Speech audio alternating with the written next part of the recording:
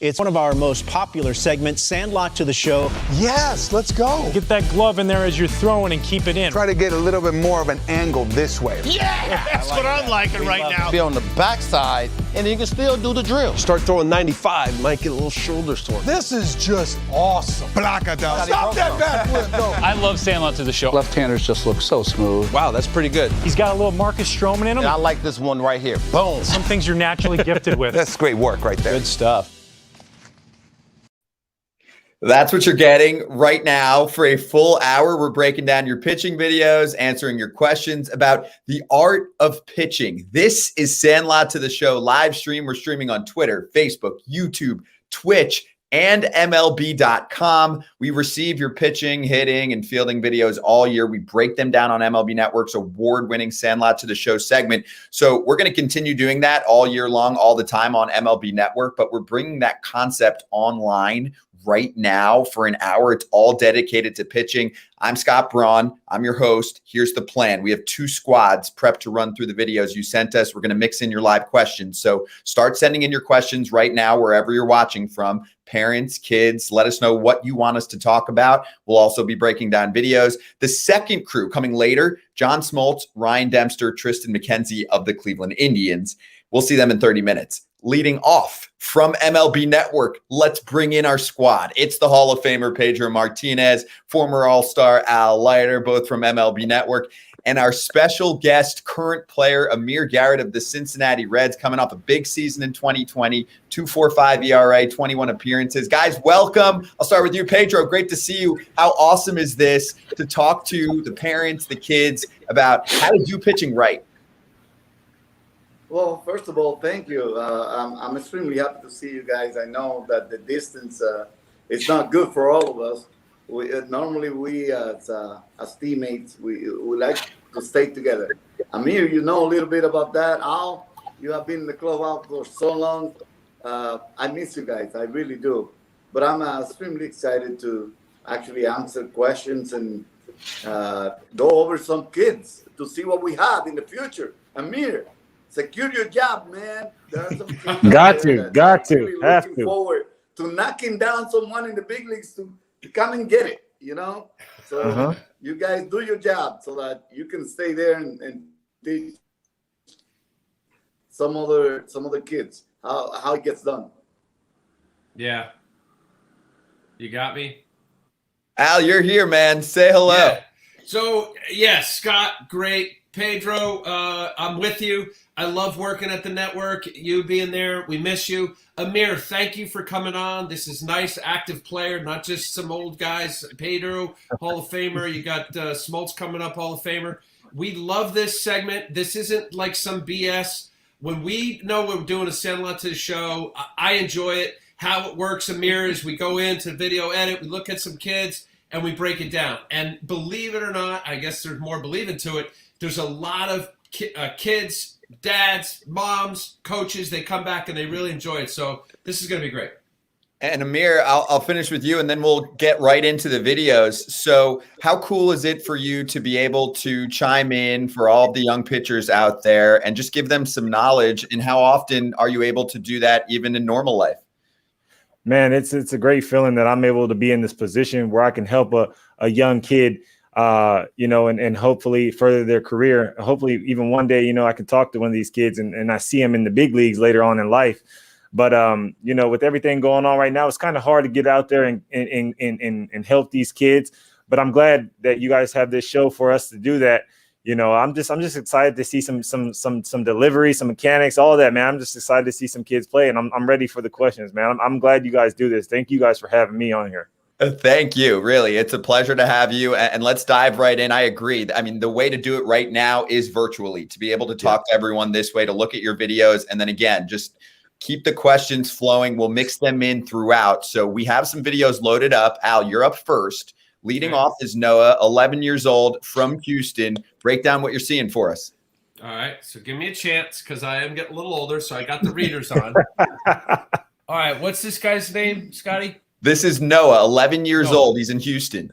All right, so already I like the flow. I like the looseness. He's got good arm action. I don't know if there's a way for us to slow this down. I'd like to see him as he breaks. But overall, Noah, this is really smooth. And it's complete arm action. I like what he works on the backside and the finish. My whole thing about the simplicity of a delivery is to keep your head on line. You try to keep your energy going in the same direction. I do like firming up when he lands. Stays a little soft.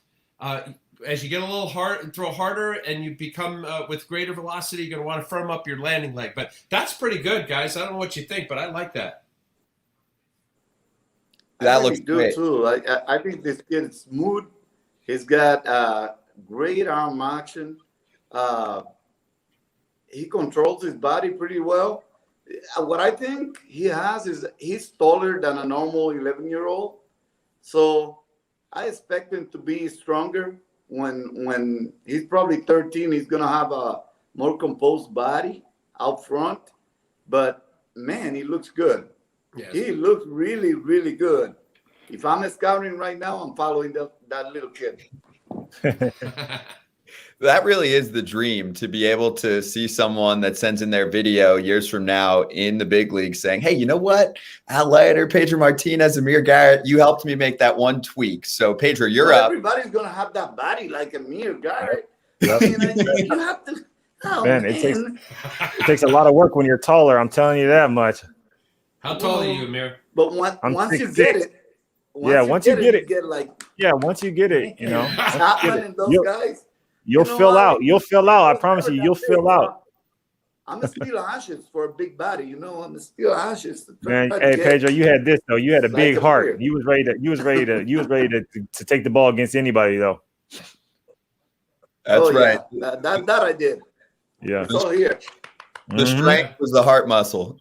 Pedro, we've got one for you. 14 years old. This is Everett. Give us your best stuff on what you're seeing from the right-hander on the mound. Let me see. I just got a little bit of him. Well, this is a tall guy that I would like to see a little bit closer from the front part to bring that leg a little bit further back. It looks to me like he could probably generate a little bit more from the backside if he brings the leg a little bit higher and also close a little bit the knee coming in to the separation. See, it looks like he's just going through the motions. Yeah, I would love him to go a little further back, separate back, and bring that front leg a little bit further back behind the rubber. That will help him to stay back a little bit, generate a little bit more from the back leg, and he'll be completely fine because he has a really good arm angle, and his head is pretty quiet when he lands. But it's also a little short. You see his landing out front, his landing leg, it's a little short. I think he can generate a little bit more from his legs and go a little further down the slope on the mound. All right, so real quick, Amir, I do want to hear what you have to say about him. My quick instinct on this guy here is he's placing the baseball, and often we get in the 60 feet 6 inch syndrome, and you're trying to place the ball to the catcher. I don't care if you throw 75 or 95, throw the baseball, because in the end, as pitchers, that's what we're doing. We're throwing a 5-ounce baseball. So what I would suggest what's his name, Scott? This is Everett, 14 years old. Everett. All right, so Everett, listen to me. You probably had somebody tell you that you had to hit the spot, hit the glove, hit the glove, hit the glove. It looks like you're placing it. I want you to go out, don't care where you're throwing, get hot, get loose, and long toss. And when you long toss, I want you to throw it. Don't baby it. Get out over your front side and whip it. Start feeling what it's like to throw the baseball. And if you spray it, who cares? It looks like you're being a little tentative. Amir, what do you see? I agree. My biggest thing when I seen with him, a little bit off balance, half of his foot was on the rubber. So I feel like, if he gets in front of it a little bit more, he can be able to stay through his back leg a little bit, because it looked like he was a little bit off balance, and that may be because of his foot placement. But it's just like you guys said, I feel like he was trying to place the ball. But I'm a big advocate, of just throwing it, because I feel like you'll hit your spots more if you're not worried about placing it with your hand. You want to just throw it to the spot instead of guide it there. So there's a lot more that he can do. He can throw a little bit more with some higher intensity. The long toss is very important, what you just said. But I think he'll be all right. He's 14 years old. He's still got a lot of work. He'll be all right. That's some valuable insight. Everett, thanks for sending that in. I want to mix in a question because they're coming in hot. Okay. So our first one is from Junior. How often should a high school player throw long toss per week? Al, you start. I love long toss. Guys, I don't know what you did. The guys that had the better, stronger, best, greater velocity guys can throw it farther. There's a direct equation and correlation with the longer you can throw, the farther you can throw, it has a direct correlation with velocity.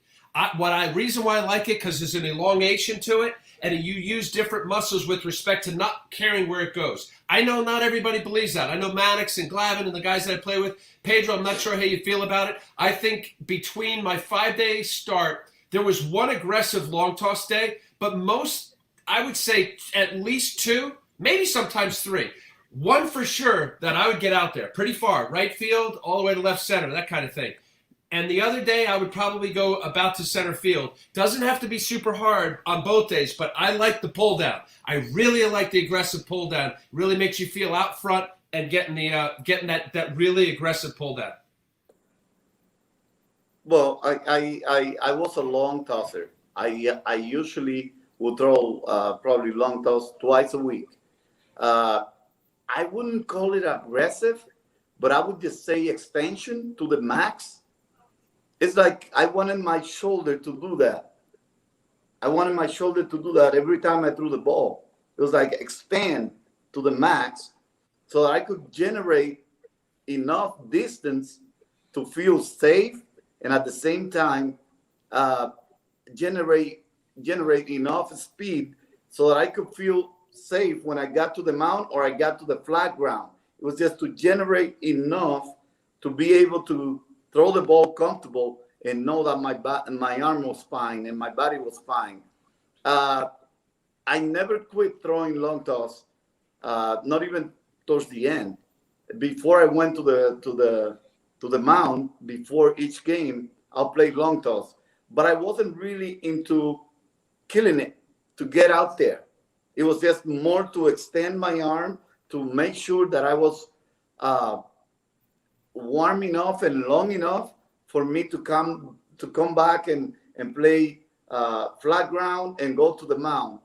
But I would suggest, if it's in an off season for a high schooler, I would just say that twice a week, really going out there, letting it go with good extension and having one day for either a bullpen or getting on the rubber somehow is good enough. I would say twice a week and one time on the mound, because you don't want to separate yourself away from the mound too long, and you don't want to be away from getting your arm strength too long, or maybe just doing it once a week and then going to the mound with no need.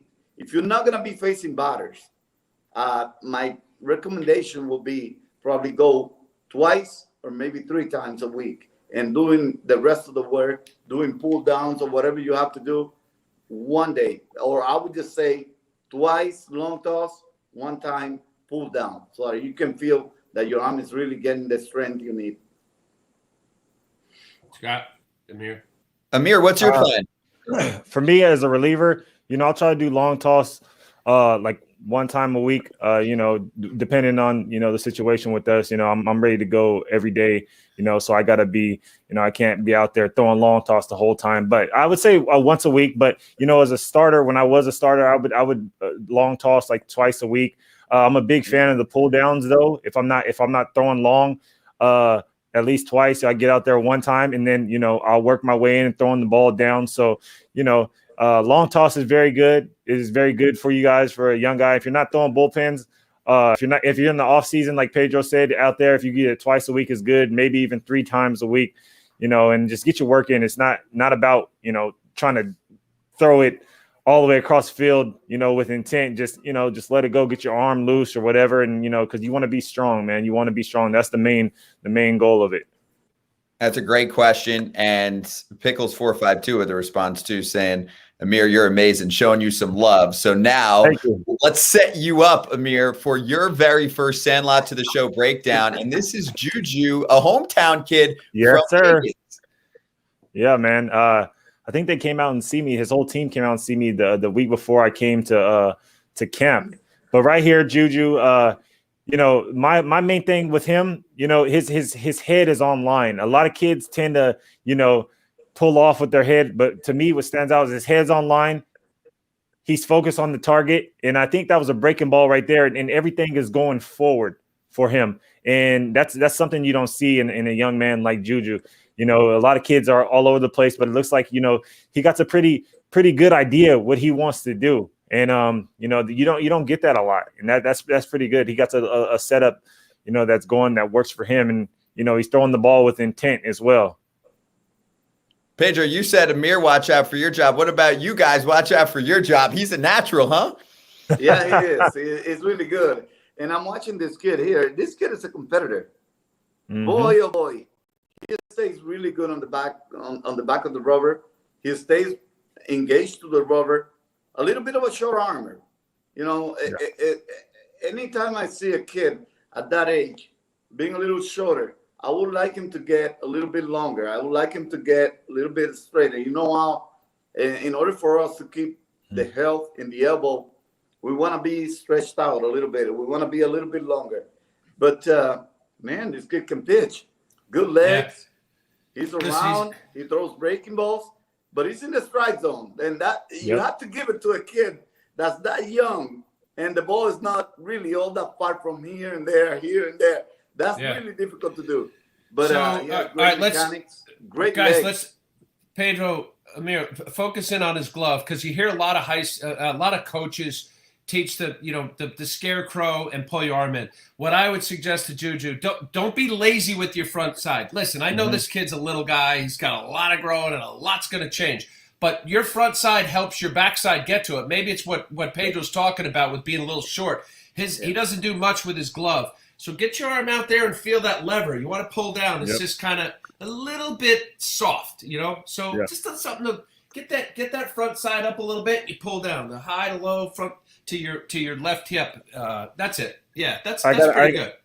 I got a drill for you, Juju. To get out there, you know, I like to have a towel out there. If you can have your dad or somebody holding your towel. And for me, because I was doing that too, when you put your arm up, when you go out, you try to hit the towel every time, you know, because Juju, you're here, you know, you're here a little bit, and everything just breaks down. But so where do you put the towel, Amir? Where do you put the towel?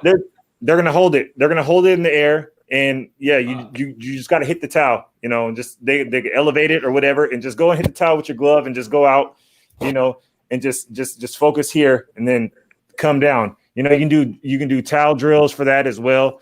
But that's a little drill that I did when I was younger, you know, and just reach out and just try to hit it. That's good. That's awesome. That's real great. Good. Real good, Amir. Yeah, hey, really we have to look out. We have to look out for Amir. No, Amir, but trust me, Amir. My seat's warm for you. It's warm for you, kid. All right. I hope you pitch about 15 more years. I appreciate you guys. Thank you. I hope so. Come on, he's got a long ways to go still until he grabs one of your jobs. Let's get Chris in here. Chris Davis, nice name. How do you guys feel about a 10-year-old on a plyo ball routine, Pedro? Let me see. Well, this is just a question. This is just a verbal question. Your thoughts on a plyo ball routine? Is that okay? The heavy ball. The heavy ball. Heavier baseball? You got to be careful. You got to be careful. Remember, the muscles are not properly developed. Ligaments are not properly developed. You have to kind of be cautious how they do things. Remember, these kids haven't really developed all the things they need to develop to start strengthening the rest of the muscles, ligaments, and all that. Ligaments are really fragile at that age. At that age, I'll probably suggest that they do manual little things that they have to do, shoulders, elbows, or whatever, and play. Let the kids be kids and play. I don't know, exercising at that age when they haven't really properly developed, it's not something I would suggest. I would let the kid probably start showing you how he's going to develop, and then you start strengthening some of the other things. But Scott, Pedro, I think you're being nice. Chris Davis, I hope that's only a question that you're asking. I hope it's not that you know of 10-year-olds using plyo balls. It's an awful idea. the medial epicondyle on a little kid, it's a soft bone. It'll actually break the bone if you put too much strain on it, because the UCL isn't even developed yet. It's an awful idea to create more strain on the elbow. It's a bad idea. Don't do it. I agree with you 100%. Come on now. It's a 10-year-old boy. Wild ball at 10 years old, I'm not a fan of it. I'm not a fan. I could bet the 10-year-old didn't type that. No way. No. That's kind not of a fan. mom or dad. You'll be surprised. Here's our next here video. comes a lefty, Amir. Right Okay. for you. Okay. Al, you All start right. us off on this one. Big, tall lefty for you. This is Tyler. I like it. Let's see what we got. Smooth, easy. Yeah.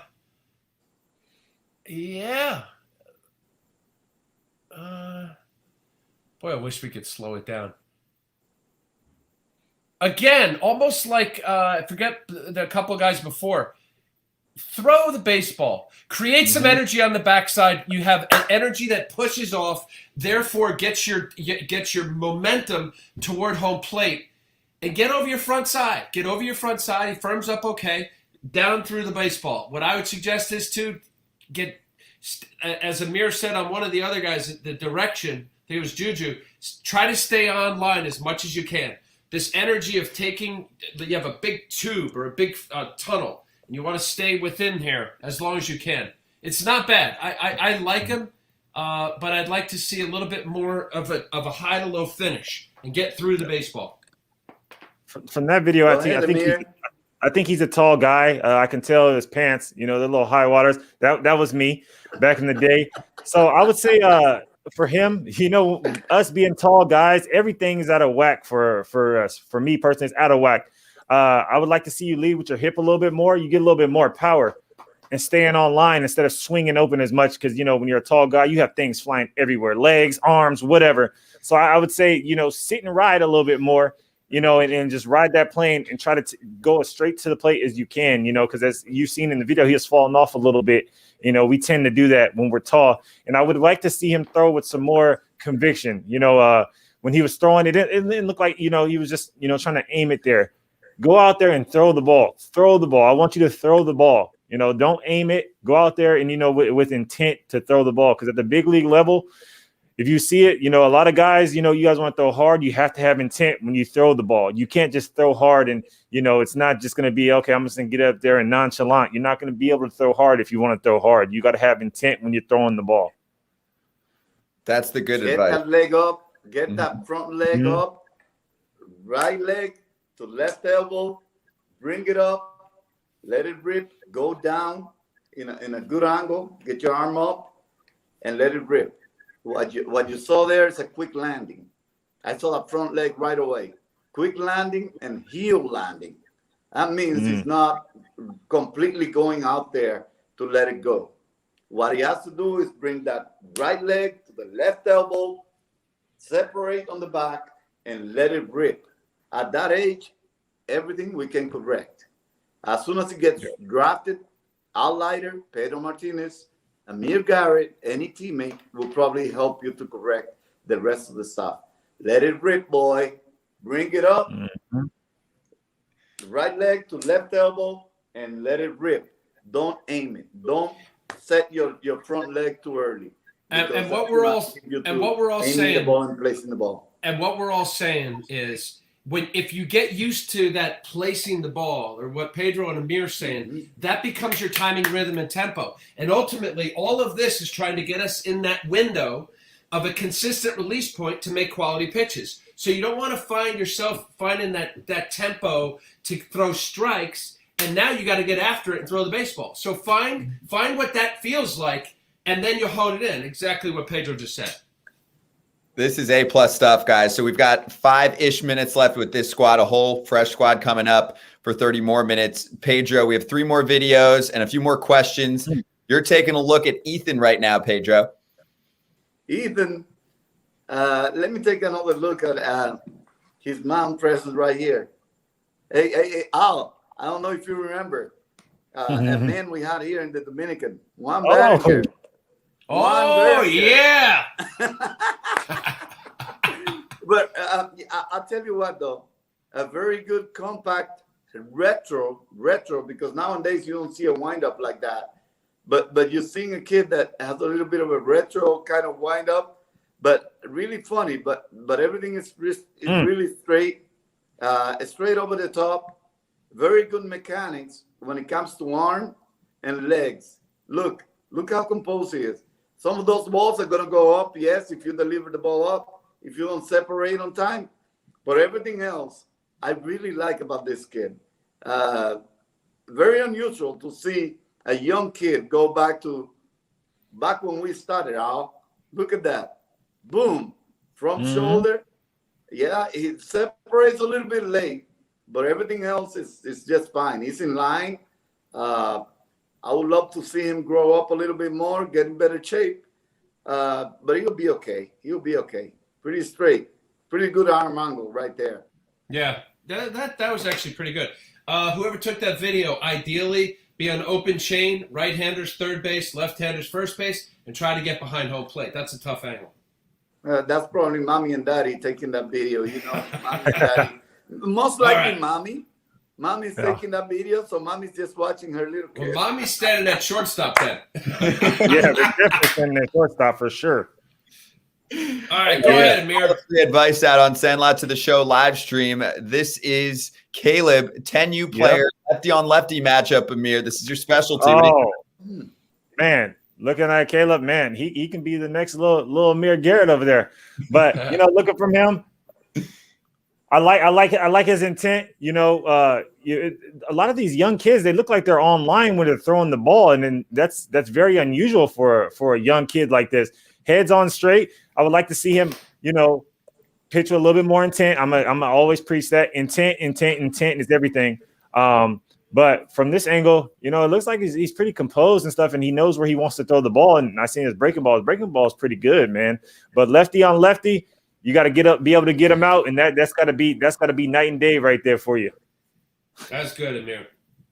Who else we got, Scotty? That's great. Okay, so I have one more for you, and this is for the entire group. And we are in slow-mo here, so Al, I know you've wanted to slow it down. We found a slow-mo video of we got a young Pedro Martinez. We got a fireball right here for sure. Oh, wait a minute. What do we got going Breaking on ball. here? Breaking ball. Come on. Let me see the heat.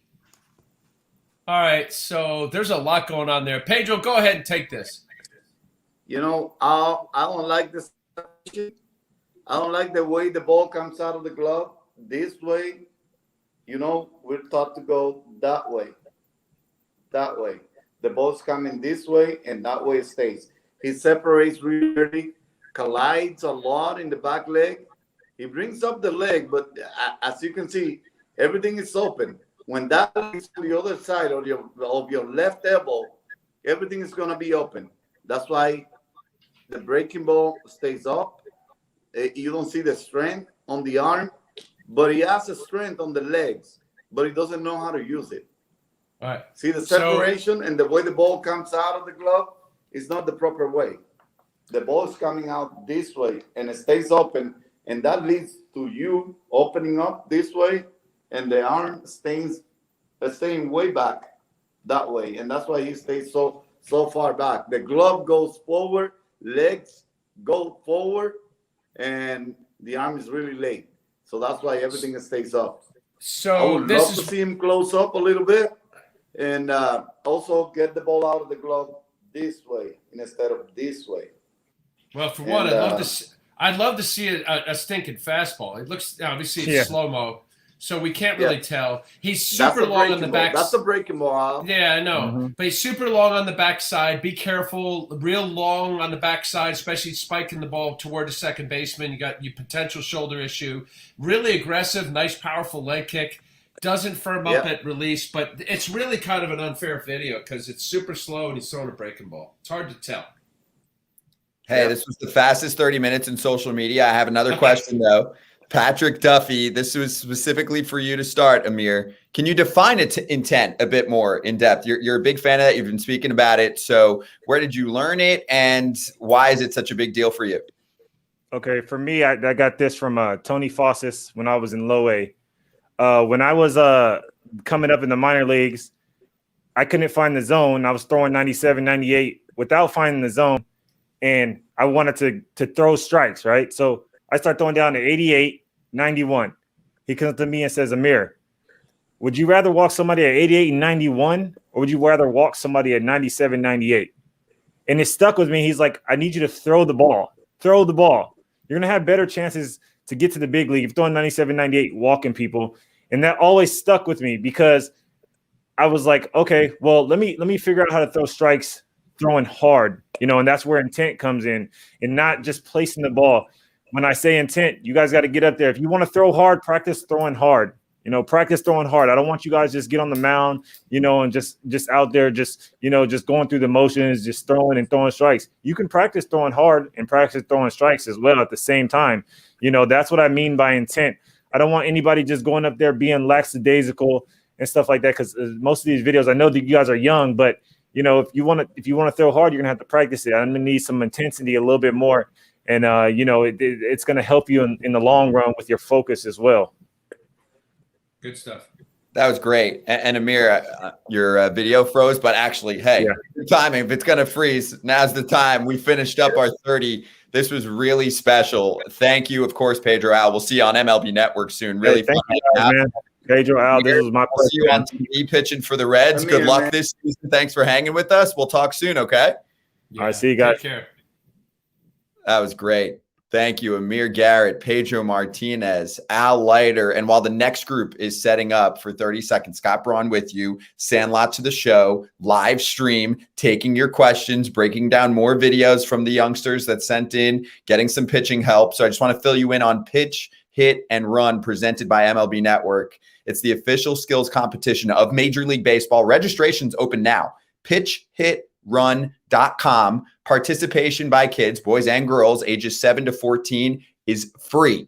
Events can take place from now through mid-July. We're following all the local health and safety protocols, of course, and hosting an event is free. It's open to any organization, very easy. All the info you need is at that website that you see on your screen right now, pitchhitrun.com. Get involved. It's a lot of fun. Guess what? Time for round 2. Another cast of studs. Ready for this? So we're going to bring in 2 more friends from MLB Network, one of them joining us in a few moments, Hall of Famer John Smoltz, one of them with us right now, former All-Star Ryan Dempster. Demp, great to see you. Scotty, it is awesome to see you, man. I'm fired up to be here tonight. Sandlot to the show, breaking down some mechanics. It's been too long, man. Thanks for I miss you, man. Good to see you virtually. Virtual pitching clinic, virtual pitching lesson, whatever you want to call it. We're doing it. We're taking questions. We're breaking down videos. And then our current player guest of this 30 minutes, coming off a dynamite rookie campaign. Here he is, Tristan McKenzie of the Cleveland Indians, debuted in 2020 to the tune of a 3.24 ERA, 6 starts, 2 relief appearances. Looked like he belonged right away. 42 strikeouts, 9 walks. There's your intro. Tristan, welcome. How's spring training going? Thank you. It's my pleasure to be here. So far, so good. It's been rolling smooth. Just kind of happy to get in the swing of things. Happy to see the guys. Damn, he looked, am I right? Looked like he belonged right away. I mean, he shows up there, and you're a big kid, Tristan, 6'5", bringing plus stuff, looking like in a Cleveland Indians rotation that he should be a part of that group from day one. We're excited to get your insight, Tristan, and Demp. It was fun to watch him in 2020. Yeah, absolutely, man. You got an electric arm, and your ability to spin the ball is coming along really, really well, man. I'm fired up to watch you pitch in 2021 and for many years. Thank you. I'm excited. Let's make room also for our Hall of Famer, John Smoltz, coming straight off the golf course, making it happen tonight. Smoltzy, what's going on? Yeah, just flying in off the golf course on a Pro-Am. So definitely glad to be part of this. Thank you for coming right on, Smoltzy. We appreciate it. And by the way, did you shoot okay? Did you do all right today? Yeah. Don't want to talk. It was a little bit of a struggle putting-wise. I got room to work on for the tournament starting Friday. Okay, well, we have work to do right now for the next 30 minutes, okay? We're going to break down videos. We're going to take your questions.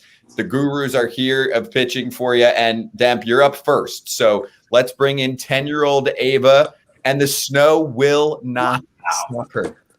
Yeah, I mean, first and foremost, you have to have her on, because if you got this kind of dedication that you're throwing a bullpen and what looks like about 4 to 6 inches right there, you got to admire it. But I've seen Ava for a couple years now, and I got to say something, man. She just keeps getting better and better.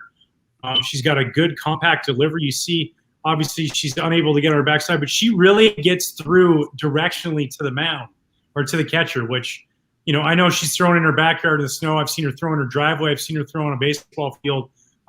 She gets really good up and over, kind of like your old teammate, Greg Maddux right there, Smoltzy. And she's just really directionally, the snow's hindering her ability to kind of get that turn a little bit more than she normally does, but she's got good arm action. She gets up on top. She uses that front arm for a little bit of leverage. I just admire the dedication. Anybody who's going to get out there and do this right here and throw in these conditions tells me she's all in. I love it. This might be Tristan's first start of 2021 in Cleveland if the snow keeps rolling along in the Midwest, right? Yeah, it's been pretty cold up there. Arizona's nice this time of year, so I haven't had to deal with too much snow. You're in the right spot. Okay, video number 2. Smolty, you're up. Mario is a high school senior, so we're getting close. We're at that advanced level. Let's get your advanced breakdown. Yeah, obviously he knows what he's doing because he gets down through that front leg pretty well. The balance over the rubber. It's always real important for a pitcher to have that balance over your knee and then the glove and hands separate and the timing of all that getting downhill. I just like what he's doing right there. Doesn't look like there's a lot that can go wrong. And, for guys who are trying to throw as hard as they can, you're going to fall over to first base a little bit. This looks like a nice bullpen session, and it looks like he can command the baseball, which I like. That's great. Let's get the next one in there. Tristan McKenzie, this is your first Sandlot to the Show breakdown. And I like the little comment here from Giacomo, who's on the Hill now. And in his post, he says 2027 first-round pick. So I'll do some quick math. We've got some middle school action on the Hill. What do you think? Yeah, I think everything looks really, really good with his delivery. His direction towards the plate is really strong, which is one of the big things for me. I'd say the only tip I have is to kind of just stand in that back leg just a little bit longer. He'll just get stronger as he gets bigger, and hopefully we'll see a first rounder one day. Exactly. 2027. I'm going to mark it down. Okay. We'll make sure we remember when we're hosting the draft. First rounder. Thanks for sending that in. Okay. And let's get into some of the art of pitching conversations that I want to ask you guys about, but it's not me. I'm just the middleman. I'm taking the questions from people like Daniel who are watching right now on a number of different platforms. At what age should you start throwing hard as opposed to concentrating on mechanics? Smolty, you take this one first, then we'll kick it around the room. Yeah, that's a great question because not too many people are following the advice. Everyone is seeing what's being rewarded in baseball at the major league level, and you can understand the ability to try to throw as hard as you can. But I think when you're young, it's like a Christmas present. You want to wrap it up and save it as long as you can, because if you're burning your arm and kind of what I call RPM, that red line, if you're redlining at a young age, you're just increasing your chances. Look, the one thing parents I would tell is you can't make every young man or young woman have a dynamic arm. They either have a gift or they don't. You can get so far with teaching them. But to me, if I had a son that was getting ready to pitch at 12 and 13, mechanics would be so much more important, and having fun rather than trying to light up the radar guns. That will come later, and you can teach that a little bit later. You just can't teach health. If you don't give yourself a chance, what good is it to dominate 12-year-old baseball if you never get to 14, 15, or 16-year-old baseball? What about you, Dem? Yeah, I agree. And there's ways to throw hard that don't necessarily have to be on the mound. Like, you can long toss, and wouldn't it be great if you had the arm strength to be able to long toss the length of a football field? And that's where you're trying to gain your velocity by doing that. John's right. It's about throwing strikes. Look at the really, really good pitchers in the league. The guys and I know a couple of them are coming off injuries, but just guys that come to mind because they do this. A guy like Justin Verlander or Corey Kluber, Max Scherzer, they'll start pitching the game at like 91, 92 and commanding that and getting out to that. And then when they need a rare back in a big situation, they're so locked in mechanically that adding a little bit of velocity, and all of a sudden it's 94, 95 to be able to dial in late. So mechanics, and that's your foundation. Your velocity will come as you get older. And I couldn't agree more with John saying, learn those mechanics, hone those mechanics so that you're able to get to the 14, 15, 16 years old and not worried so much about velocity at such a young age? I guess it's my turn now. Yeah. So, I mean, I guess what I would say is more along the lines of usually even the guys that are at the highest level in this profession are constantly trying to tweak their mechanics. And I think that just goes to say how important they are, even especially from a young age. A lot of the guys that you see at the big league level, the Verlanders, the Klubers, the DeGroms, even the guys that throw really hard consistently, they're so in tune with their delivery. And they've been like that year upon year upon year. I feel like that's something that has to start at a young age. And the velo will come just based on the more in sync you get with your delivery, you can just kind of begin to add velo in that aspect. Hey, Scott, I wish I had $1 for every parent that told me that their son was 7-0 with a 0.75 ERA. And I said, what year in college is he? And they're like, no, he's 10. And I went, oh, no. And those stories usually don't play out very well if that's the effort level and the dominance that I know every kid wants to dominate, but it's at the wrong levels that they're concerned to dominate. It just would be better if it's delayed. I'm with you. Yeah, let's throw stats out the window, especially early on. Just go out there and pitch, have fun, see what happens. Yep. And great question, though. Let's get to Deborah. What are some ways to help middle school, high school aged players find the zone more consistently? You lead us off, Tristan. Any tips here? I'd say it goes kind of right back to the mechanics. The guys at the highest level are very, very consistent in what they do very well. And a lot of it starts with just being consistent. And once you're on the mound and you can find something that works for you, I feel like it allows you to kind of hit the zone more consistently. For me personally, it's kind of finding my lower half and really driving towards the plate and having a good direction towards home plate. And that kind of helps me figure out where I want to throw the ball. How much fun do we have, Demp, when we're on MLB Tonight set on MLB Network? We're watching one of the best in the biz pitch, and we're like, just the consistency, the repeatable mechanics, right? It looks the same every single time. Yeah, it's one like playing catch with a purpose. That was advice I got from Mike Messina. I was a young guy with the Marlins. He was running poles. I stopped him on the field. Mike tremendous control, some of the games I've ever seen. I was like, what do you do? He's like, are you playing catch with a purpose? And honestly, I never really thought about it much. It's like if you're practicing your art and your profession, use it to your advantage. Every time you're playing catch, you have an opportunity. Watching guys go out during batting practice, and at Wrigley, I used to go to the wall there with the numbers in the ivy, the distances, and just try and say, I'm going to hit the sign. And then once you start hitting the sign, 5 times in a row, I'm going to hit the 3. I'm going to hit in the top half circle of the 3. Just finding ways to always just hone that. And then your brain is just constantly teaching your arm. I wish I would have known that earlier because my second half of my career was better about that, but just constantly teaching your arm where to throw the ball. Look where you want to throw it, practice throwing it there, and it's going to get there. Yeah, I think the best advice I could give a young middle schooler is, we talk about staying over the rubber. We talk about lower half. That's all important. You got to have a quiet head and a quiet front side. Because what happens is everyone's trying to generate from the backside, but what they don't realize, the front side pulls the backside away, and your head can pull away, and the next thing you know, you're not seeing the strike zone. So nobody better in the history of the game than Greg Maddux. He stayed in that box. We call it a box in front where the glove doesn't go too far away, and his head never moved. And so he could throw the ball where he wanted to because his head was real quiet. And I said earlier, when you're a hard thrower right-hander, you're going to fall off to the first base side because you're getting outside your legs. When you stay inside your legs and over the rubber, you really can rotate.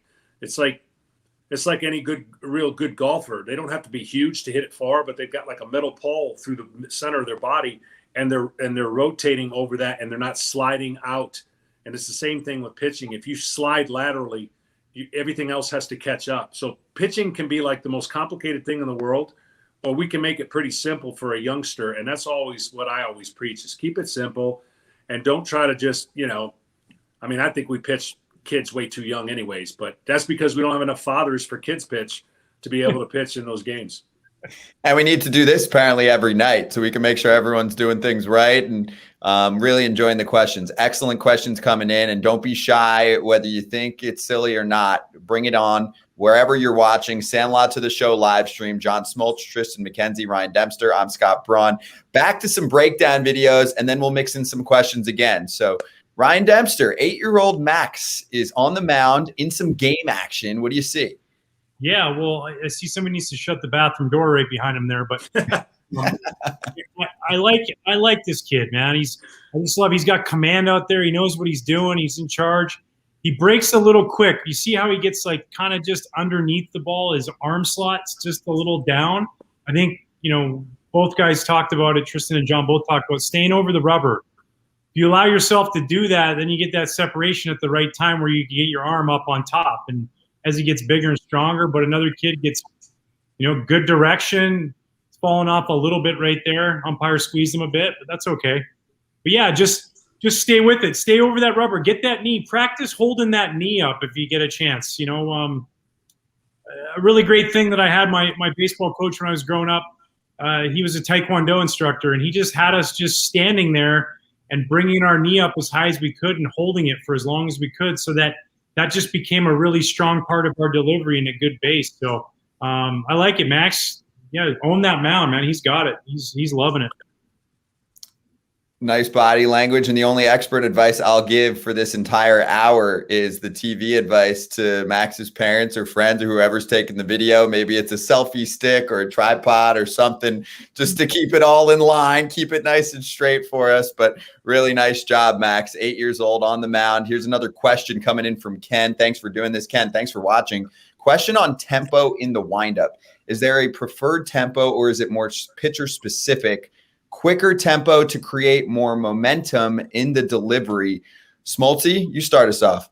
To each their own a little bit, but they all got to do the same thing. They get to what Dempster said is you got to get your hand out over your knee so that everything is timed up when your front leg lands. And some people carry their hands too far back and the timing gets off and they got to hurry up. And that puts too much stress and pressure on the arm and elbow. So, I tried both. I had an over-the-head delivery forever. And then I shortened it up, but then I went back to the over-the-head delivery. For me, that was the most athletic way to throw. And the timing of a pitcher is so important. And once you get that hand out over the glove and you're ready to connect with your body, it's some of those things and drills that we learn to do in a bullpen that helps that. Because once you get in the game, you really don't want to be thinking about that stuff. You want to be thinking about making pitches. So I'm big on if the knee goes up, the elbows and hands go up. So it's kind of like you got a string from your elbows to your knees. So your knee goes up, your elbows go up, your knee goes down, you separate and you come out. That's kind of the general thought of how you were taught back in the day to kind of break your hands over your knee. Tristan, what do you think? And then also, who taught you the mechanics of pitching when you first started? So, my dad taught me my mechanics. My mechanics have remained pretty similar since I was probably like 9 years old. Shout out Pops. But I'd say everybody's tempo is a little bit different. I think everybody has a little bit funkier tempo. You can have a Clayton Kershaw where he has a pause. You can have guys like Scherzer who are a little more aggressive. You can have guys like Syndergaard who are a little more aggressive. But I think it's more about finding what timing helps you get your arm on time so that when you land, everything is kind of happening at one time. So that your lower half and your upper half are kind of working together and not working against each other. I think Schmaltzy brought up a good point of just kind of having everything going in one direction, keeping everything in one line and not having everything work rotationally like this and more back to front from the mound to the plate. I feel like everybody's tempo should kind of aid in that aspect. Yeah, I agree. I just think, getting to that point that we're all talking about, the same point is really, really important. And how you get there is up to you as an individual. Like some guys are very short with their mechanics, a quick little sidestep and away they go. Some guys are a lot more deliberate with their delivery. It's whatever feels comfortable to you. You're not robots out there. Everybody's each in their own, but it's got to get to that point. So if you're finding yourself with your arm dragging, maybe you need to figure out a way to slow down your tempo a little bit so you stay over the rubber a little bit longer. And that's the beautiful part about deliveries. They're not all cookie cutter. They can all be different. Everybody can have some similarities, but look a little bit different, and they're unique to yourself. So yeah, just finding what works for you and not being afraid to make changes if you need to make changes. Like John was saying, I went through different changes. I went to a point where I started wiggling my glove like everybody's seen, and it just became a timing mechanism for me where I always felt like I got in the same slot over and over and over again. What started as something to not tip pitches turned into a great mechanism for me to just be in the right spot and on time as consistently as I could. I'm loving this. Here's one more. Sanjay, are there any other sports you guys played growing up besides baseball that helped you with your pitching? Now, I watched the Sandlot to the Show live stream last time, and Deb, you took over for a moment and said, everyone, let's say it together. Do you remember what you did back then? What? Put the glove away? Play another sport? Yeah, there you go, right? You said, did anyone else play another sport growing up, or was it just all baseball all the time, right? I mean, hey, raise your hand in this group. I'm not going to be included. Major leaguers, if you played other sports seriously growing up. I did not. Get out. Okay, Tristan, give us the breakdown then. NASCAR. So I definitely took my breaks from baseball, but I definitely tried to correlate everything to baseball. It's at least when it comes to working out, even the little things about just trying to use force production from how I squat to translate it to how I pitch and stuff like that. I tried to make everything correlate to baseball. I try not to go overboard with the baseball though, but it's hard not to in sunny South Florida. See, that's true. Locationally, you were in a great spot to be able to get outside every single day. Because Smoltzy, what did you play, for example? Yeah, see, me and Devs kind of grew up in almost the same kind of weather where the seasons dictated what sport we played. And so baseball and then basketball and then football. And I love basketball. Basketball taught me so much footwork and balance. That's my favorite sport. That's what I thought I was going to play until I got into the high school all-star basketball game, and I realized, I'm going to be playing baseball. So that's the one thing that I believe is such a myth that parents buy into, unfortunately, is that, more is better. Develop year-round. It's a one-sided sport that's not good for the balance of your body.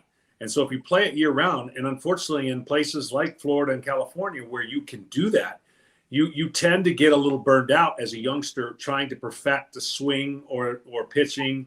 And I was blessed to grow up in Michigan. We had a short season. When it was over, it was over. There was no going anywhere else. And then I put on the basketball shoes. And luckily, my dad didn't let me play quarterback in high school, because then I probably wouldn't even be here talking.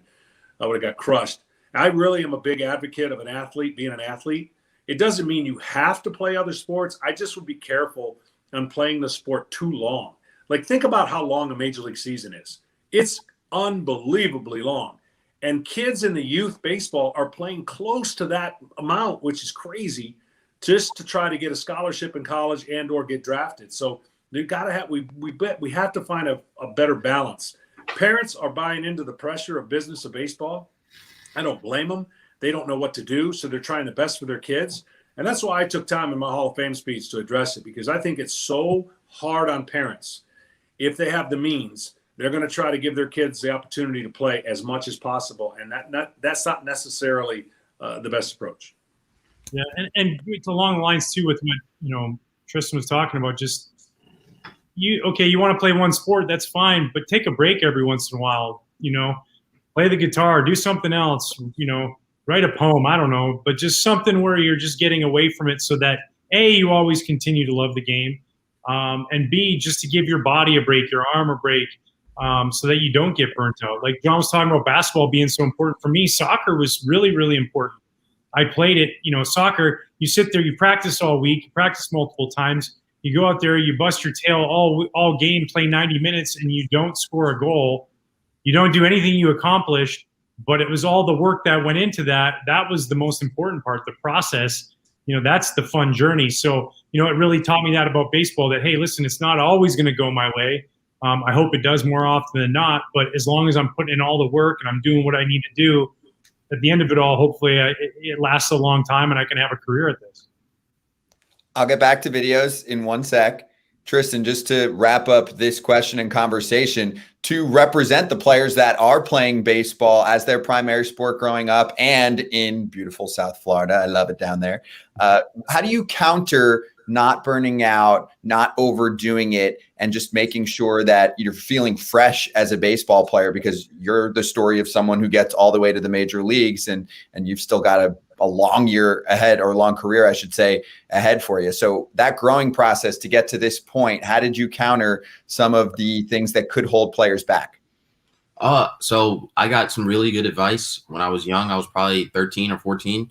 One of my coaches that I still work with closely to this day, Brian Kaplan, was like, look, if you want to kind of make that next jump to that next level, you have to understand the kind of rest process that your body needs to be able to perform at a high level consistently.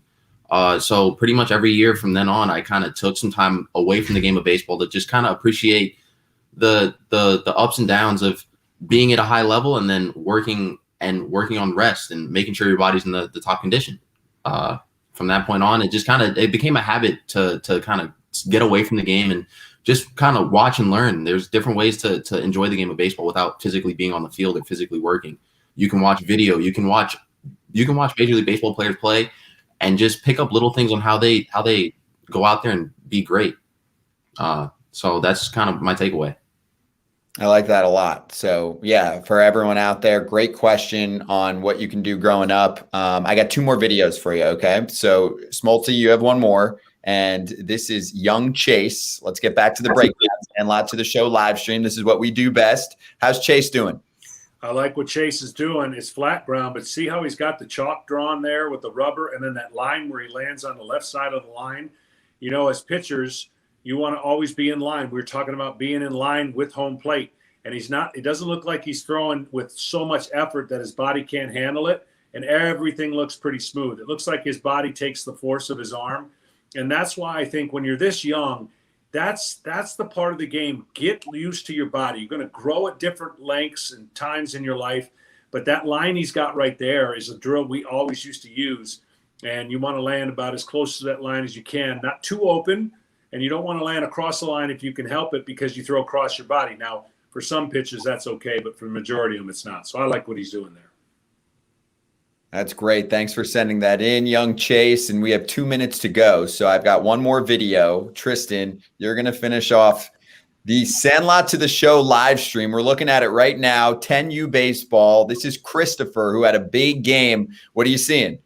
Yeah, I mean, first of all, I'm seeing 8 Ks in 3 innings. So he's got something working for him.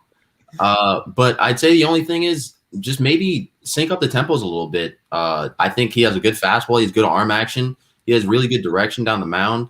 But I saw a little bit of difference in his fastball and his off speed. And I'd say just kind of moving on to the next level and making everything sync up, just kind of finding that one tempo. Anyone else want to chime in on this one? And then I have one more question. Smolty or Dem? Yeah, same thing. Just a little bit faster of a tempo, just so it doesn't rely so much on his arm. But you can tell he's athletic to do that over and over again. And look at that small mound he's pitching off of. So we didn't have that growing up. We pitching out of a hole. Dirt. If he could get his knee like that much higher, you know, and then just allow that momentum to do exactly what you're talking about, take a little less stress off his arm, a little less stress there, and then more on his body, his legs and stuff. But good arm action, good direction. Yeah, good stuff right there. And just age 10. Christopher, thanks for sending that in. One more big question before we say goodnight. Malgus, a 13-year-old boy who will hopefully begin pitching training in about a month and a half. What do you recommend, throwing from flat surface, or would you be throwing on the hill? What would you do for a 13-year-old, Dem? Yeah, we'll start on a flat surface. You know, really focus on that. At this time of year, you're going to be, depends on where you're going to be going, but you're probably just trying to get ready for a season. So worry about flat surface. Worry about your long toss. If you can get outside, if you're in a place where, you know, you can get to a field that's not covered in snow or it's nice weather, worry about the flat surface and getting that arm strength up so that when you get on the hill, because for whatever reason it is, you know, just adding that incline, it puts a little bit more pressure on our arm, on our shoulder, on our elbow. So the more our arm can be built up before we get onto that hill, the better off we are. Tristan? I'd say at that age, at 13, the biggest thing is probably just staying athletic. A lot of your throwing should be athletic throwing, and flat surface would probably be the best position to do that. Getting out there and long tossing, just being athletic with your movements, just finding the right arm speed and the right arm action while being athletic should translate to the mound regardless of when you make that jump. And for me, look, I grew up in a different philosophy. I think you train flat ground, you pitch off a mound. And we were always taught to pitch off the mound. When we were trying to get better at pitching, it was off the mound. I never pitched off a flat ground, but I threw off a flat ground to train, like Dempster said, and they both have said. And I did a lot of long toss. But when I wanted to improve the art of pitching, I always worked on that hill and that slope because that's where your money's made. So we threw twice in between every start, and that was our routine. So I never liked, that's just me personally, I don't like pitching off a flat ground to a catcher sitting down because it's not the same that when you get on the mound, you're on a slope. But to train your arm, all this stuff you heard is really good. Great questions. The questions were amazing. Really, really well thought out. Thanks for sending them in to everyone watching from all over. So first off, Demp and Smolty, Tristan was great, right? You crushed it, Tristan. That was really fun. I couldn't have done that at his age in his career. How old are you, Tristan? 23. 23. How about that? I was leading baseball in wild pitches at 23. So. I was right there and hit batters. So hopefully I can stay in the zone a little bit this year. You've been doing it. You did it last year. Keep it up. Tristan, hey, thanks. This was awesome. Enjoy the sunshine in spring training. And then we're looking forward to seeing you on your mound again in the big leagues in the regular season in 2021. I will. Thank you, Scott. Thank you, Ryan. Thanks, Smoltz. You got it. All right. That's Tristan McKenzie, Smoltzy, and Demp. Thanks for giving us the guru guidance. You guys are great. We'll see you on MLB Network soon, okay? You got it. See you guys. All right. And hey, we do this year round on MLB Network. That was, I feel honored to be able to host something like that with the crew that we just had. So if you want one of our MLB Network analysts to break down your pitching, your hitting, your fielding, we do this all the time on MLB Network, on MLB Tonight. There you go. Post your videos on Twitter and Instagram. 2 things you need to do when you post those videos. 1, tag MLB Network. 2, hashtag Sandlot to the show. It's very easy. We do this all the time, breaking down videos. We have a ton of fun with it. And I can't emphasize enough how much it means on our end, on the side of the analysts that get to go into the video room. And when they're doing this all the time with the big leaguers, and they get to do this with the high schoolers, the little leaguers, the youngsters, doesn't matter what age you are, send us in your clips. We really enjoy doing this. And also a reminder, registration is now open for Pitch, Hit, and Run, presented by MLB Network, the official skills competition of Major League Baseball. So participation by kids, boys and girls, ages 7 to 14, free. Events can take place now through mid-July. We are making sure we follow all of those local health and safety protocols. And also, you can host an event. It's free to do that. Open to any organization. Just go to pitchhitrun.com. Get after it. Have fun with it. And okay, let me just go through the guest list one more time in case you were joining us late. And you can watch this back. This will be posted on the respective spots that you were looking at this. So thanks again to Hall of Famers, Pedro Martinez and John Smoltz, our All-Stars, Al Leiter and Ryan Dempster, our current players that joined us. They're at spring training right now, took the time out of their day in the evening to hang out and give their advice, Amir Garrett and Tristan McKenzie. And both, let me say, if they want a time on television when their careers are done and they have a long way to go, they're both very young, we'd welcome you. You guys were great. A huge thanks to the crew behind the scenes at MLB Network, and a special shout out to the MLB Network social media team for making this happen. So if you loved this, let us know. We're very active. We love talking to you on social media. We love answering your questions. I'm Scott Braun. This has been really cool. Thanks for watching. I'll see you all on MLB Network. Happy spring training, everyone. Bye. Want to break down that swing? Work on that windup? Be a better player? Get in on MLB Network's Sandlot to the Show. It's a chance to have your mechanics analyzed by MLB Network's former big leaguers. Play second base, use this kind of as a steering wheel. Boom! Have your parent or guardian post videos of you in action on Twitter and Instagram with hashtag Sandlot to the Show and tag MLB Network. Look at that. Stay through the ball and drive it. I like that.